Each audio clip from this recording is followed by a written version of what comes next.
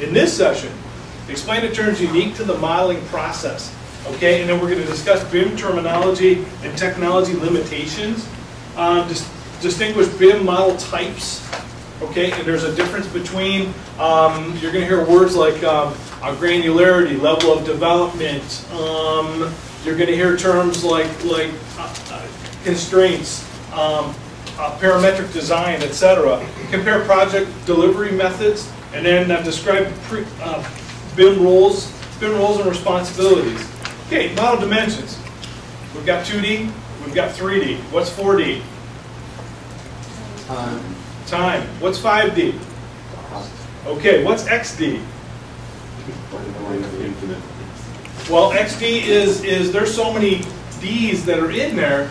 Some of the Ds that we're looking at are things like life safety, facilities management. Some people say 6D is facilities management, 7D is life safety. Some of the other Ds. What are some of the other things that you can do with this model?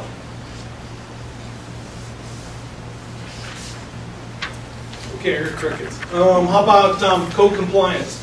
How about lighting analysis? How about energy analysis? How about sun studies? How about things like that? Okay, these are all things that we could talk about. Okay, collaborative BIM. Collaborative design increases building operating system efficiency. Gee, why would that be? The MEP contractor is the guy that's putting in the HVAC system. The mechanical engineer is the guy that spec'd it. If he specs something and there's a couple of different ways to do it, instead of going to option 2 or option 3, going down the design parameters from which the design team gave the alternates to also look at, we're choosing the most efficient system right off the bat, and that's the system that's going to be designed into the building. Shouldn't that make more sense? Okay. Okay, number 1, value engineering visualization, including cost and schedule impacts. Automatically, if you can see it, and if you can see it in a model, you can take and you can say, okay, we could do this, we could do this, we could do this, and we could do this. You could do VE work right on the fly while looking at a model. Okay, visualization-wise, you can see where the conflicts are going to be without having to overlay drawing after drawing after drawing. Okay, exchanging proprietary modeling data is a challenge of BIM use. Who owns that model? Intellectual property rights. It's mine. I'm not sharing it. Blah blah blah blah blah blah blah, etc. etc. So we gotta get people off of that. Okay. I mean, why create 2 models? Why would the architect using a Revit or some other scenario that's a constraint-driven parametric design tool? Why would you not share that? But then again, it all comes back to what's in the contract, what's the owner's demands, what requirements has the owner put onto the architect and or the design team about that model sharing. Okay, 2. Interoperability can cause data repurposing. What is data repurposing? Anybody have any idea?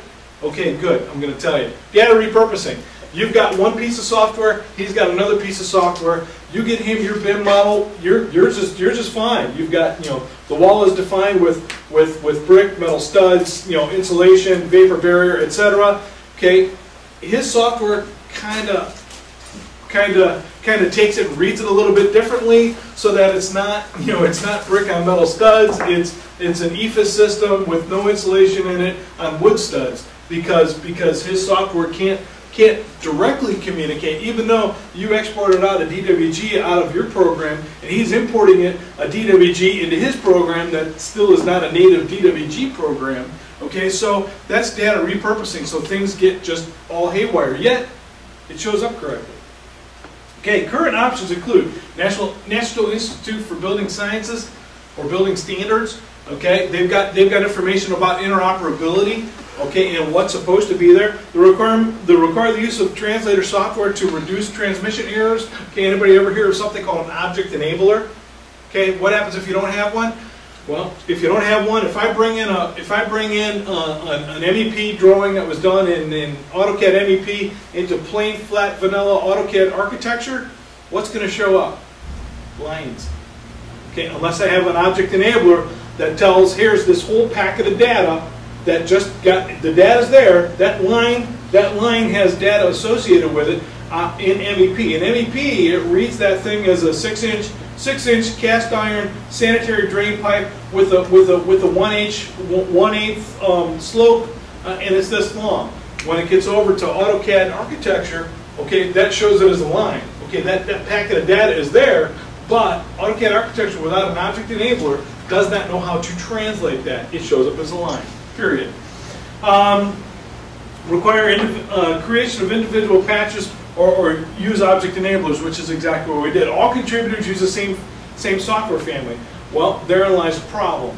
Okay, we cannot even at the CM agency, CM at risk level, we cannot demand that someone use a piece of software.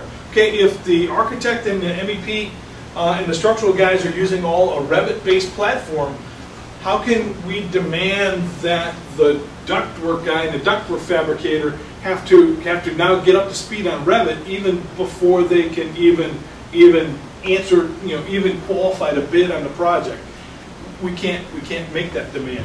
Okay, one of them is require the use of IFC, Industry Foundation Class Coordination Views and Exchange Requirements. Okay, we can, out of every one of these programs, export out an IFC, and that IFC will contain the information in both 3D information, quantities, etc. So we can require that, and we can also import an IFC into every one of these programs. Granularity, the scale to which the details are accurately depicted in the model. Again, the AIA has documents, has specific definitions of what level of development is. LOD, level of development. It used to be level of design, level of... Yeah. Okay, the scale to which the details are accurately depicted in the model. Yeah. Well, what is granularity? Level of development. So is it the level of information on a drawing? If you look at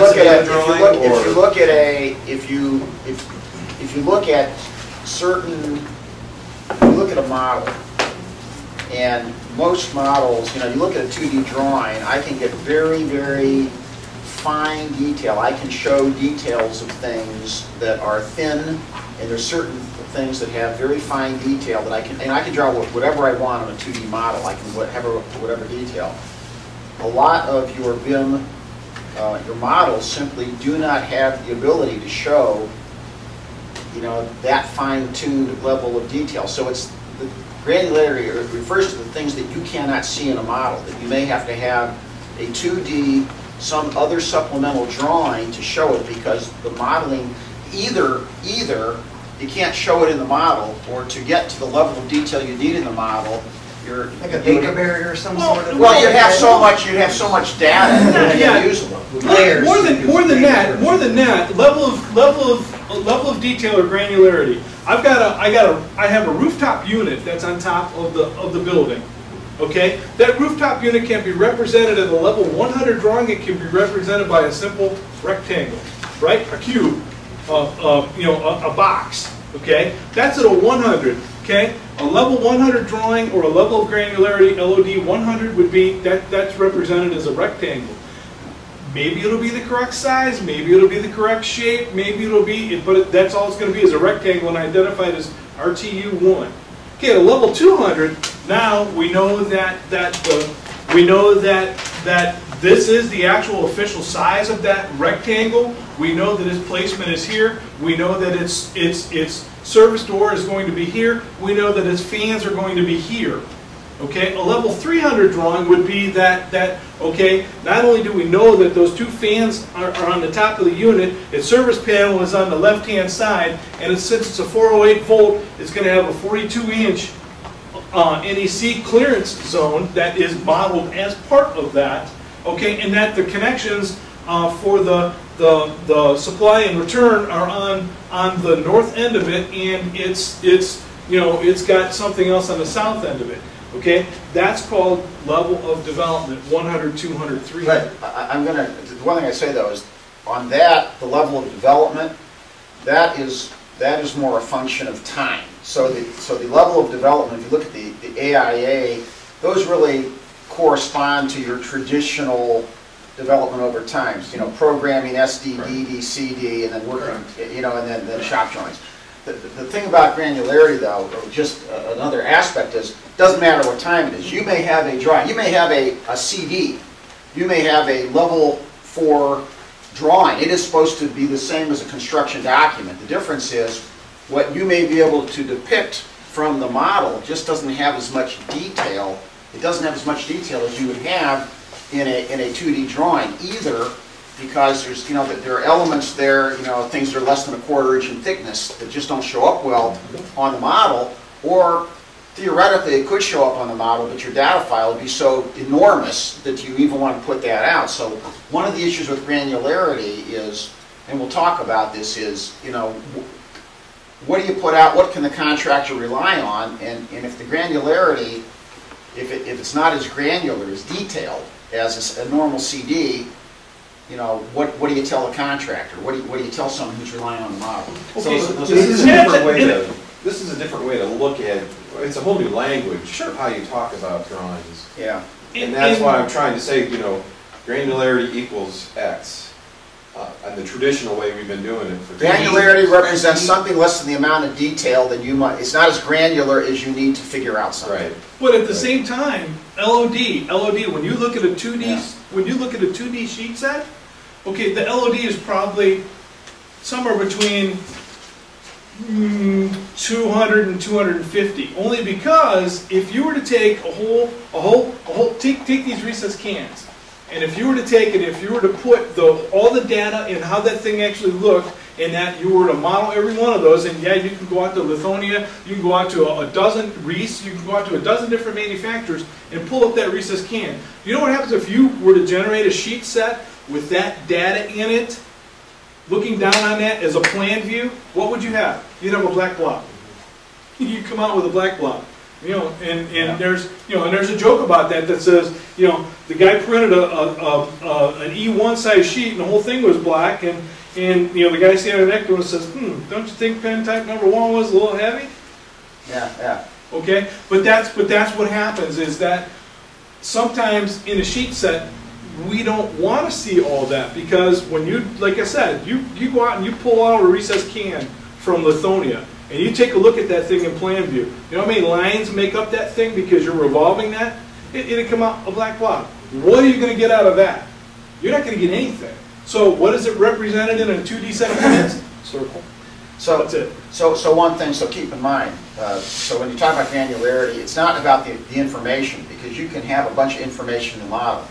It's the amount of information that you can depict accurately. So I got all the stuff in the model, but at some point in time, you've got to take that model and you got to show it to somebody. Now, when you look at it, you're not going to, unless there's a bunch of information embedded that you can get out. But the question is, how much information can it depict accurately? How much information can it display accurately? And that's what we're talking based about. On the scale of the drawing. Based on the scale. Right. The next thing, the more detail in the model, the larger the file, the more system resources you're going to have to run this thing. Okay, that's proven fact. Okay, the more system resources, better computers, faster hard drives, more RAM, more processing power, etc., etc. So be very careful about what you ask for. You might just get it. Okay, do you want to take and want to make all these demands on the architectural firm, knowing full well that they could grab every one of those recessed cans and put them in there exactly how you want it, and then you're going to go out and you're going to spend $3,000 on a computer times 10 computers to be able to open up that model, manipulate the data, change the data, do the clash reports, do everything else. Okay? Like I said, be very careful about what you ask for and what demands you put on the design team, unless you have the system resources to do it. Currently, separate 3D models, model details, or 2D CAD may be used to supplement that. Okay, remember, the dividing documents are still the plan set that goes before the AHJ, the plan set that goes before the owner, the plan set that you bid from. The model is an augmentation of that, and that's how it's going to be. Here's a 2D and a 3D BIM granularity comparison. Here's what you're going to get.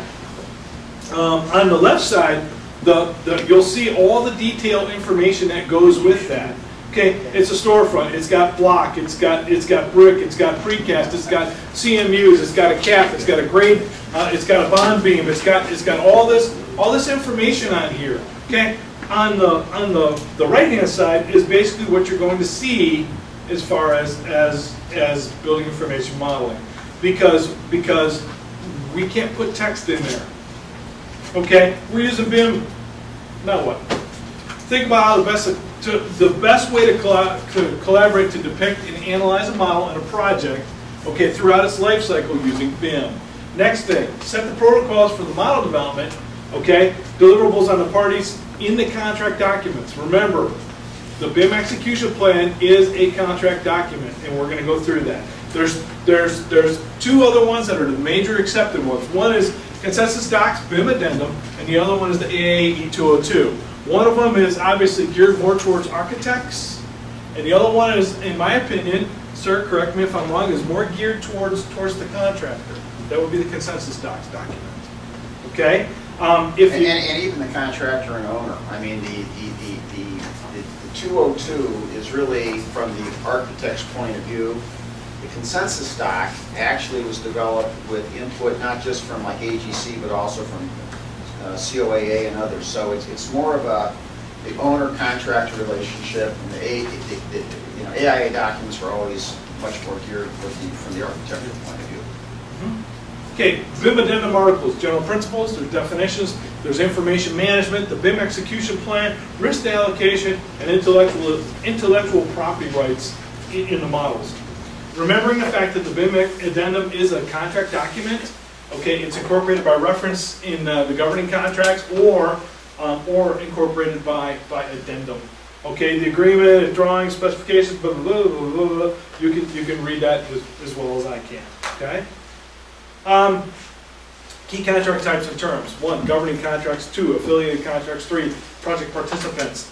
Governing contract, the principal agreements by and between the owner and an architect engineer, the owner and a contractor, the owner and a design builder, or the owner and a CM. Okay, affiliated contracts. But just once again, these terms throughout, these have real meaning in all these contracts. Right. So they're going to talk about what's a governing contract, what's an affiliated contract, and who is a project participant. So these are actually definitions that are now used in the rest of these legal documents. That's why they're important. That's why they're important, of course. The affiliated contracts are the contracts, when you guys act as CMs, the affiliated contracts are the contracts you sign with your subcontractors, because you want if the owner demands building information modeling on you and the architect separately, and that was one of the key issues that you promised them or you signed in the governing contract, you also want to bind your subcontractors through affiliated contracts that they also have to do BIM coordination. They have a duty to actively participate in the building information modeling. Okay, so you need to also incorporate that addenda into the contracts that they sign with you. So there'll be flow down provisions. Right. Because otherwise, guess what? All y'all are doing that all by yourself. Okay, that BIM model, or they will do it and they will come back and it will be a separate charge, separate line item coming back to you, the CM. Okay, and that's not what you want.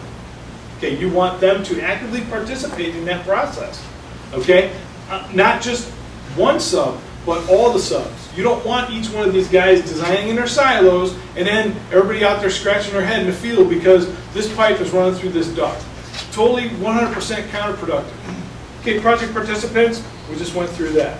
Okay, expressly incorporate the BIM addendum by reference in the list of contract documents in the parties governing contracts. Okay, governing contract is not signed already, add the BIM, if it is not signed already, add the BIM addendum to that contract and make sure that flow down and that flow through goes out to the affiliated contracts.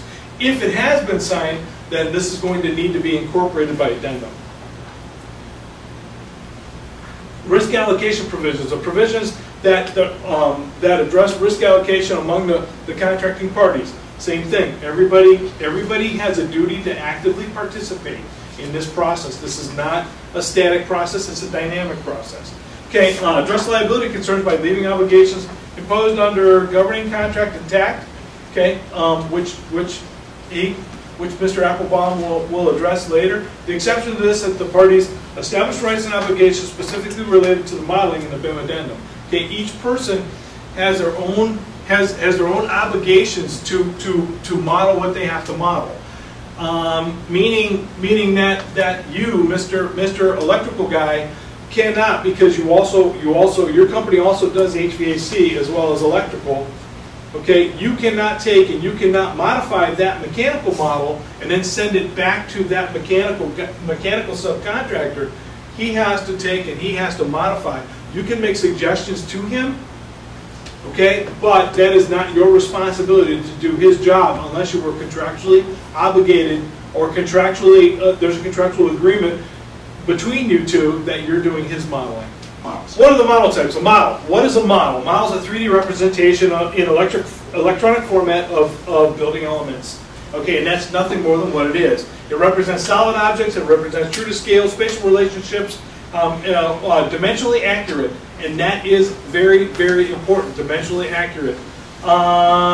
Did I mention that there's a museum that just opened just a little while ago that we got a model from a certain architect engineering firm that's both an A&E firm, and the mechanical guy just kind of threw in the same heat pump, one of 29 of them, and they were all exactly identical, the same size. And it turns out that out of those 29 heat pumps, 21 of them were wrong because he put in just one heat pump, same exact size throughout there, and it required considerable recoordination after the fact. Now, should it have been checked about 4 different ways, or 4 different times by 4 different people? Yes, but I, as the BIM coordinator, that was not my responsibility. But I ended up, taking one on the chin for it, or in a certain other part of my anatomy, but we won't go there. So you need to make sure that it is spatially correct. Okay, was that done in BIM? What's that? Was that done in BIM? Just a question. The contemporary. Initially, they handed us a model. Okay. Did I wish they wouldn't have handed us a model? Yes, I wish they would have said, no, we're not doing it. Okay, because I would rather have had them not done a model and say, no, we're not going to do it, and have me create it, than to give us a model that was completely 100% false. There's another issue that we'll talk about, and that project, for any number of reasons, and I can talk about, that's a project that keep in mind, this was at that transition phase. That project started before we had all this stuff, and there were 2 problems with that. Number 1, it started before we had all that stuff. Number 2, it started with the architect, who was not controllable in any way, shape, or form. That was Farshid and Sabi, that was FOA. And then we had an architect director locally who, there were a number of challenges on that project. But from the pure BIM point of view, the architect who was retained would not have started to do this on a meaningful model. And number 2, the technology and the ability to do this. This is another one of these projects that, and there was a long delay in the project, but this is a project where the design, once again, is starting around 2006, 2007. And it's really before, right, 2008, 9 is really when we started to get to the point to be able to do this well. Things that started before that do not start very well. And that's just sort of the transition time. But there's a lot of lessons learned on that project. Right. Design model. Okay, this is a definite, the aspects of the project, 1, are to be modeled as specified in the BIM execution plan. The BIM execution plan contains a section in that BIM execution plan of what is to be modeled, okay, and to what level of detail it's to be modeled. And then they have reached a stage of completion that would customarily be expressed by the architect or engineer, okay? They have if that contract is part of their contract, they have a duty to produce a model that can be put into that federated model as part of it. Okay, as part of also that duty, it has to be spatially correct. It has to be dimensionally accurate to within reason, and it has to provide and augment the 2D drawings for design intent. Okay, a full design model, that's a model that consists of all the coordinated models. Okay, you're going to hear the words full design model and federated model, and those terms are basically interchangeable. Okay, I use federated model as opposed to what the architect gives us, the architect and the consulting engineers give us, is what I refer to as a design intent model. That is the design intent architecture, the design intent structural, the design intent MEP, FP, and T, technology. A full design model consists of the coordinated structural, the coordinated architectural, the coordinated MEP, FP, and other design models, because you may have other design models, you may have technology models, you may have control models, you may have lighting models, or access, or egress, or co-compliance models, okay, that are produced, that are as designated in the BIM execution plan to be produced by the design team. Okay, chances are you're not going to get, you're getting, okay, now the key word in here is coordinated. That's the key word in here, coordinated. And that's where one of the rubs and one of the issues that Jeff is going to touch on later today, and it's one of the problems that I have in that what the design team considers to be fully coordinated or coordinated, and what you as the CM or me as the BIM coordinator think is fully coordinated are light years apart. Light years apart. Their stuff looks great as long as you're only running the HVAC model, or the electrical model, or the mechanical piping model, or the plumbing model. But when you put all that stuff together, I've seen very few that are anything less than a train wreck.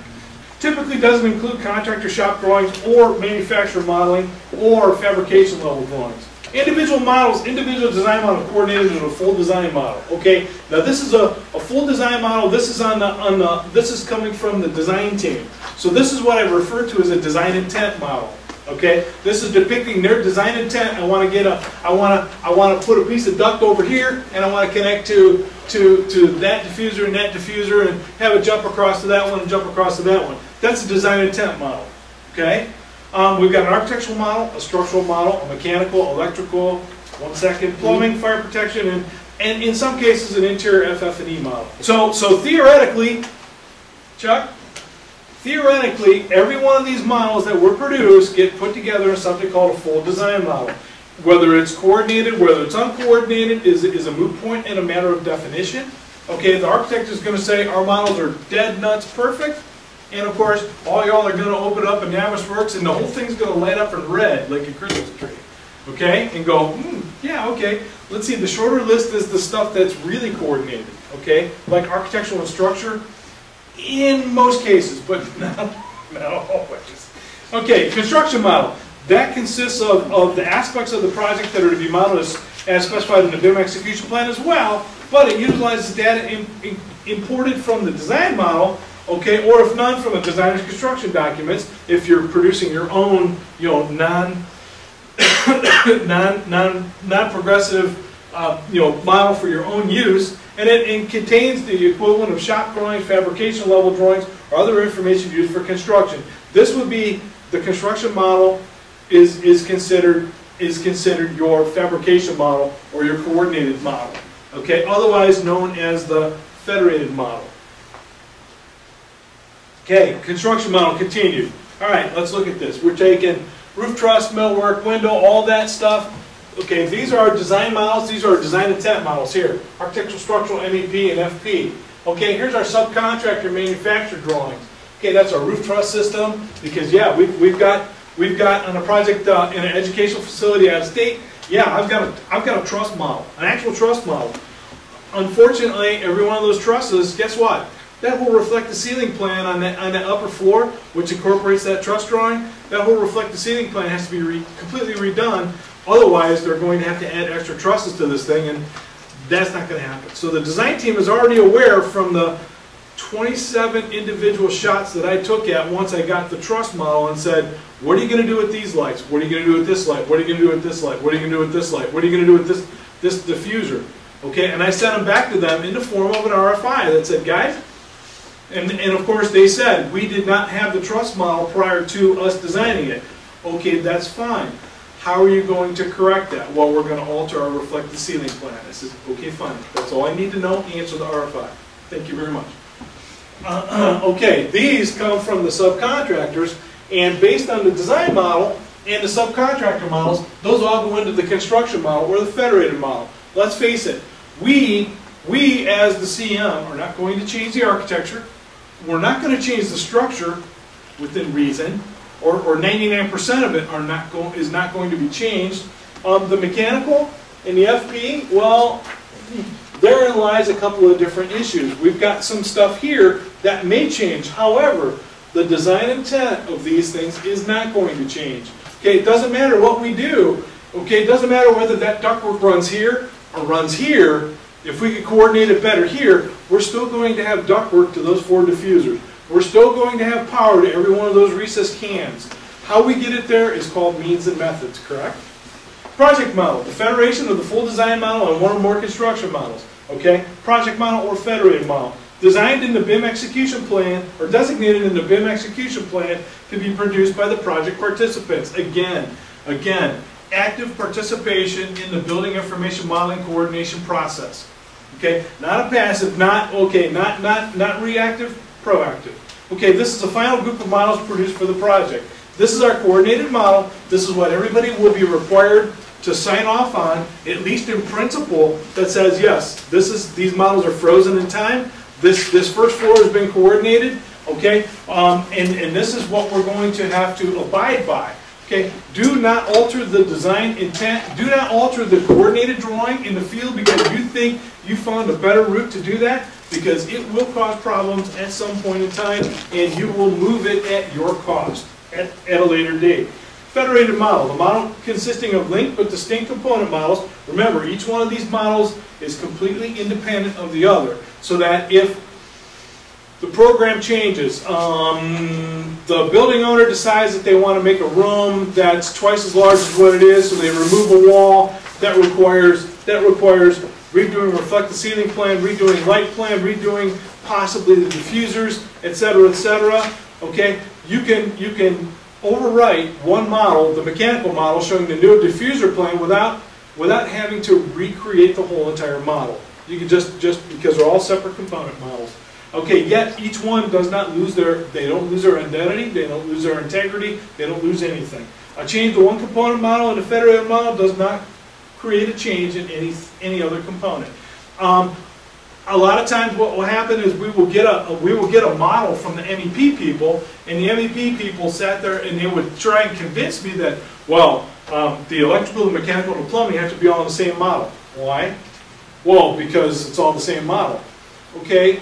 Well, because it was done by our firm. So the same guy worked on the ductwork that worked on the electrical plant? Well, no, they were different. Well, how did you get them into one? Well, why can't you produce 3 separate models? Okay, fine. We'll deal with that later. But at the same time, give me your layering scheme. Give me your work set scheme that you used, or your work set scheme that you used to put in your electrical, your plumbing, and your fire protection, and your mechanical. And I'll separate it out myself if you guys don't have the wherewithal or want to do that. Examples of federated models. Full design model and sustainability analysis, construction model with constructability analysis, architectural model, HVAC model, plumbing model with coordination analysis, clash detection, architectural model, structural model, 4D and 5D analyses.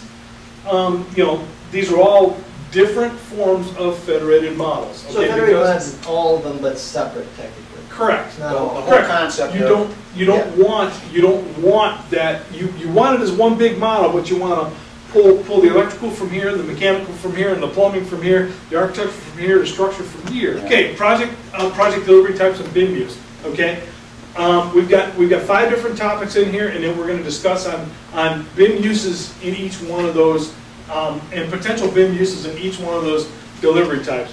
Design, bid, build, CM as agency, CM at risk, design bid, and then IPD. Okay, model types and project delivery systems. We're going to review the 5 typical project systems. We're going to, in the 6 model types shown in Figure 1.8, and we're going to identify the models that may be used in each project delivery method. Okay, and that's in your book. Okay, Take a look at that in your book, that exercise in your book. Okay. Okay. All right, here we go, guys. Design, bid, build. We're going to have a regular model and then a construction model, but we've got limited uses for that because design, bid, build. Okay, are we going to be able to get those models? Probably not. Okay, maybe not. How good are they going to be? What right of reliance? We don't have a contract. We don't have a contract with the architect. We only have a contract with the owner. Correct? So it doesn't matter. We were handed this bag of rattlesnakes and said, "All y'all, you guys are good. You guys build it." Okay, CM is agency. We could get a design model, construction model, a project model.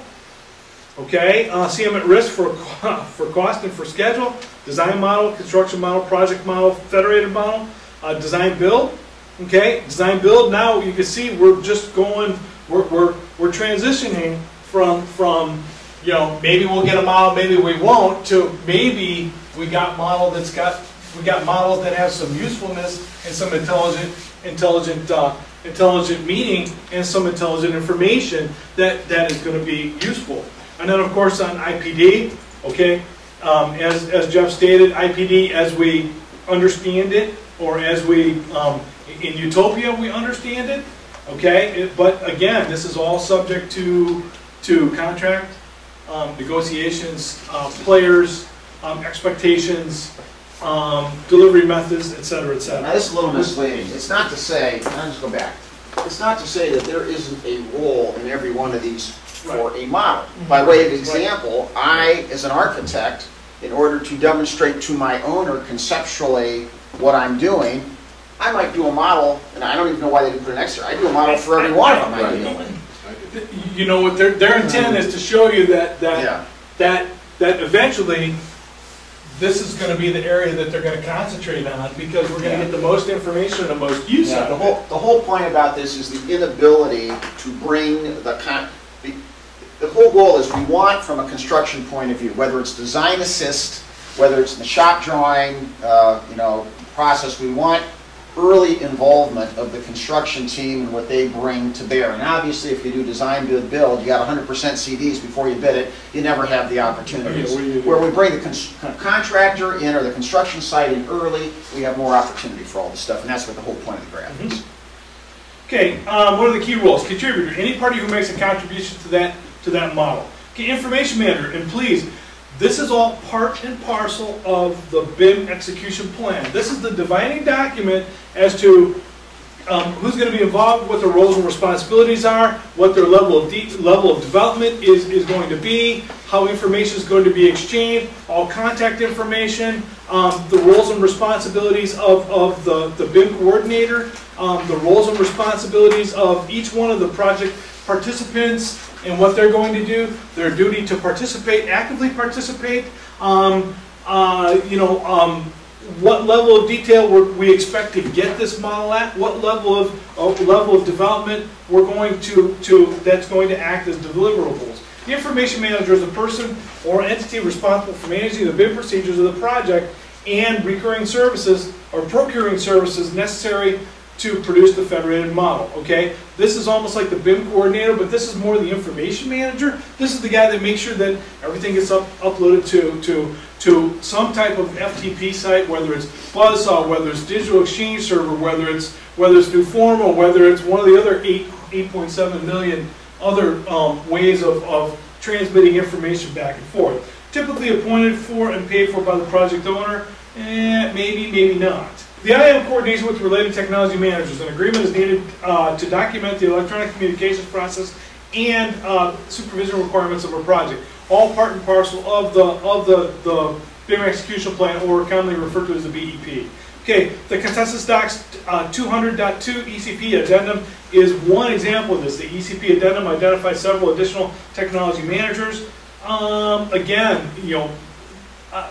each one of the project participants is going to have the people that are going to have the ability or have the rights to upload and download to share information by and between all the rest of the project participants. Best practice: expand the information manager's duties to address any project-specific needs. Again, this is not usually a separate breakout person.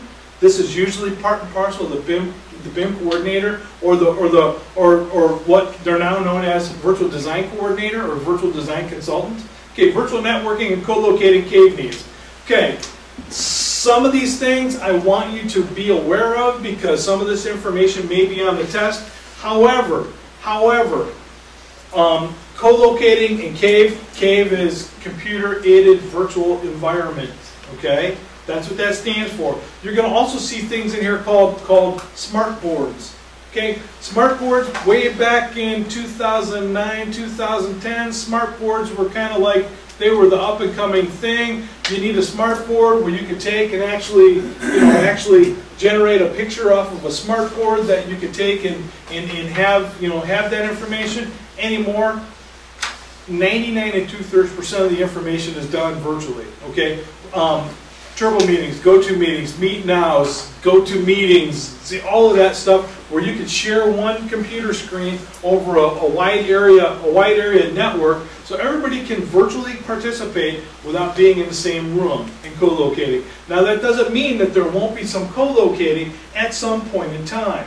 Myself, as a BIM coordinator, as a virtual design consultant, if I can see that work's not getting done on my project, and I will be able to address the amount of work that got done by comparing the model that you uploaded last week with the model that you're uploading this week, I'll be able to superimpose both of those and see that you've done absolutely nothing. Then we'll have a little come to Jesus meeting and a little one-on-one sit down, and all y'all are going to be spending 8 hours in front of me, and we'll go through all that stuff. It's very, from an owner's perspective, we take a look at the co-location idea, and we just take a look at the cost and expense, because we typically will have architects and engineers on major projects that are all over the country. And if I take a look at the cost and expense of bringing someone physically to Cleveland or physically to St. Louis to do a project, and while there's some benefit of people being in the same room, and then I take a look at the cost and expense of doing it virtually and how much money I save, we're going to go to a virtual method every time, because the cost and expense of bringing people physically to a space is far greater than setting up the You've got hardware limitations, you've got software limitations, you've got people are going to be in your room working co-located in your cave environment and everything else, and they're going to be answering their emails from 15 other people, be answering their cell phones, they're going to be answering their text messages and everything else, and that, right in the BIM execution plan, and right there is a statement that says, I expect you to actively participate. And part of that is also the schedule. Here's our milestone dates. Sign off on second floor, sign off on third floor, sign off on fourth floor, sign off on underground, sign off on first floor. Okay, those are the milestone dates, and here's the schedule, part and parcel of the BIM execution plan, and that's defined ahead of time. And yes, my job as the virtual design coordinator and the master and commander of the ship, it's my job to monitor that process to make sure that it's all moving forward and that it's not stagnant. That's not what I want. Okay, third-party host access and security issues. Okay, third-party host. Okay, this model designs and resides in a few different locations. On everybody's personal computer or everybody's work computer, there's probably a chance that there's a copy of a federated model. Okay, that anybody that's on your network has access to that if they so desire. Okay, there's other access points in that all that information is stored either on a cloud-based scenario or on a server-based scenario somewhere out there. All that information is there. Okay, usually people anymore, because of the size of the models and because of the complexity of the models, they're not storing these on their own personal server. Okay, some third party is storing that, a Buzzsaw, a New Form, a digital exchange server, somebody else like that. So are there security issues there as well? Yeah. Plus, not only that, but we're getting to a cloud-based scenario, but that opens up another whole can of worms that is not part and parcel of this. Contributor hardware, software, system protocols, and training. Okay. Project website coordination. Okay, some project will have a project website, a project portal that you'll be able to log in and go get those. Now, some of the projects that I've been involved in, the projects aren't that big. I mean, even an $80 million project of a healthcare facility is not big enough to warrant having a project website. Okay, changing, tracking, and reporting. Okay, you are going to need something that has automatic versioning control. So if you have to go back and refer to a previous model, you are able to go back and refer to that model. Okay, just for planning, logistics, tracking, RFI purposes to see if this was done. Not only that, but clash detection and clash resolve. Okay, we'll create viewports that says, hey, this was clashing with that. Okay, the light's not moving, so you're going to have to move your ductwork over this way and raise it above the lights because there's not enough room to get over on the other side unless you want to punch holes through this firewall and put the fire caulking in, and it's outside really design intent, so move your ductwork over farther. Okay, it's up to me to make sure that the new model that you uploaded resolved that clash. So we need automatic versioning control and tracking and reporting. Archiving responsibility, same thing. These are defined in the BIM execution plan. BIM addendum, located in paragraph 2.5, and discuss the roles and responsibilities of a contributor. Automatically, it discusses what each project participant is obligated to do and what their roles and responsibilities are. Okay, the contributor adds a model into the project model, incorporates data into that model, and prepares analyses from a model.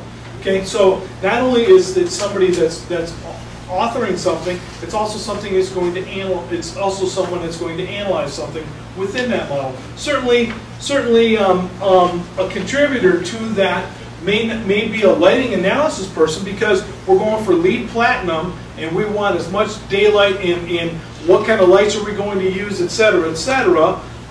So that while that lighting analysis consultant may not produce a model, certainly that lighting analysis professional is going to derive an analysis from that model. Okay, locate paragraph 3.2 and discuss the roles and responsibilities of the information manager. The information manager administers and coordinates all BIM activities. Sounds like a BIM coordinator to me, doesn't it? Okay, view the ECP document. Okay, locate 3.1 and discuss the roles and responsibilities of the IT management team and how they interact with the BIM information manager. Same thing. In a lot of cases, this is all one and the same person. Okay, whether it's the information manager, whether it's the BIM manager, or whether it's the IT management team. Okay, these things are going to be in place long before. You should, as part and parcel of that BIM execution plan, you should have developed where are you going to store these drawings, how are you going to share this information, where are you going to share this information. Right now I've got one project that uses Digital Exchange Server, I've got another project that uses Buzzsaw, I have another project that uses Newforma. Okay, it's all but all that stuff is clearly defined in the BIM execution plan, and this is why why the management of the model access has to be controlled by the BIM coordinator. Period. Okay, IT management coordinator coordinates all electronic communications, including BIM, on a project. Okay, a lot of times the BIM consultant, the virtual design consultant, the BIM manager, he will control the BIM information. Okay, he works hand in hand with the project manager on the project design, the CM side of it. He works hand in hand with the project engineer, who is in charge of the RFI process. Even BIM related RFIs have to go through the project engineer. I can give that PE all the information, all the screenshots he wants, all the verbiage he wants, what the problems are, what the issues are, what the possible resolves are, because it's always great when you go to the design team and say, here's the problem, but you know what, I think we have a resolve. I think that this will resolve this without doing the ultimate sacrifice and lowering ceilings. Okay, that's not what they want to hear. The model facilitator coordinates technical protocols for uniform development of models and related procedures for accessing data input and archiving. Same thing. The model facilitator usually is the BIM coordinator. Okay, and all this stuff again is spelled out line item by line item in the BIM execution plan. Okay, the webmaster creates, secures the project website, and maintains its operation. Again, I haven't worked on a project that warranted, you know, a website specifically for that project. But be advised, that probably would also come under the roles and responsibilities either of the IT manager for the CM or the BIM coordinator, virtual design coordinator on the CM side as well.